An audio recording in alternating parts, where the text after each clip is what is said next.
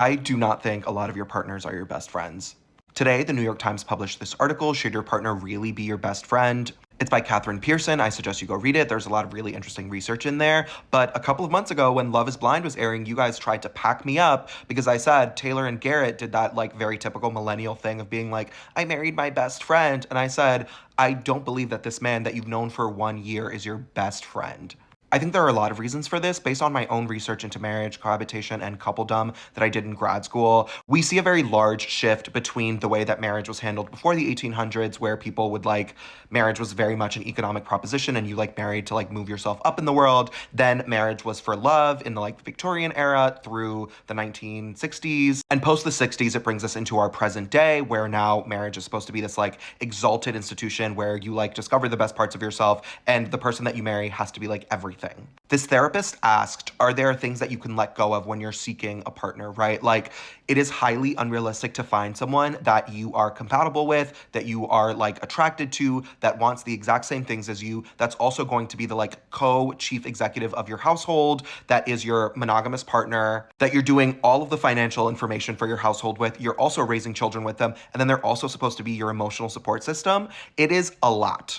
My queen, Esther Perel, who wrote The State of Affairs, Rethinking Infidelity, has also been saying this for like 10 years now. I read a lot of her work when I was in grad school doing this kind of research, and she says the exact same thing in this book. She says that a lot of affairs start because you are putting way too much pressure on this one relationship. This one relationship cannot be your exhaust valve for every single thing in your life, right? And I know that for a lot of my millennial sisters, we were sold a false bill of goods. Well, you guys, because I am obviously not a woman. We were sold a false bill of goods in that when we were growing up, it was expected that marriage was going to be very egalitarian, where people like men and women in cis hetero relationships were going to be like splitting childcare equally and doing all of the cooking and the cleaning and the lawn mowing and all that stuff. And then we all got older and it turned out that women were doing all of it or most of it in like 85% of marriages. So it creates the situation where now this person is the like co-chief of your household, but in a lot of these relationships, women are doing everything and you sort of lose that spark, which is where someone else can sort of come into the relationship, whether it be the man or the woman who cheats, but like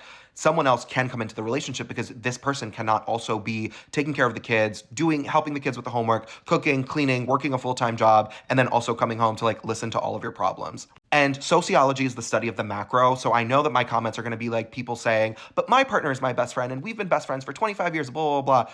That's amazing. I'm so happy that for your situation, that works that way. But I'm saying in the micro, this is keeping a lot of people single because the expectations for a marriage are very, very, very high. And it's also sort of devaluing friendship. Where now, I think the American issue in whenever I talk about American loneliness that I've written about on Substack and I've talked about on here, I think 2 years ago, there is a loneliness crisis in this country because people like will cordon themselves off into these couples and like not talk to anyone else, right? They will sort of silo themselves in these relationships where in American culture for the last 70 years, the nuclear family is the center of the like universe and you're not really expected to have relationships outside of that, especially for men. And the problem is that women in American culture, and obviously, again, speaking in generalizations, sociology is macro. I'm not talking about you if you're going to bean soup in my comments, but like women in American society are much better at holding on to these relationships and maintaining friendships, but they can't maintain friendships if they're also working a full-time job, cooking, cleaning, helping with the kids, et cetera, et cetera, et cetera.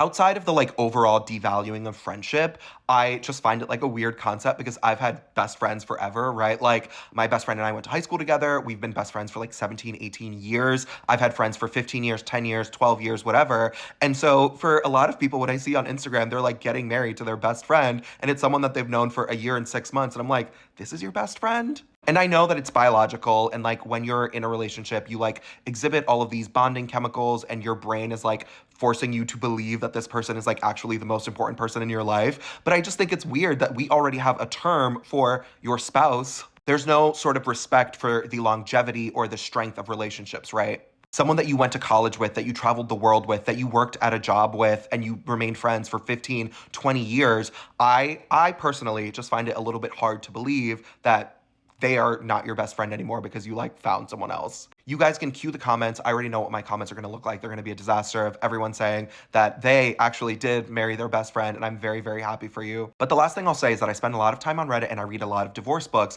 and a lot of people are complaining about their relationships on the internet because they cannot complain to their person, right? This person that's supposed to be their best friend, they don't have other exhausts for their issues with this person.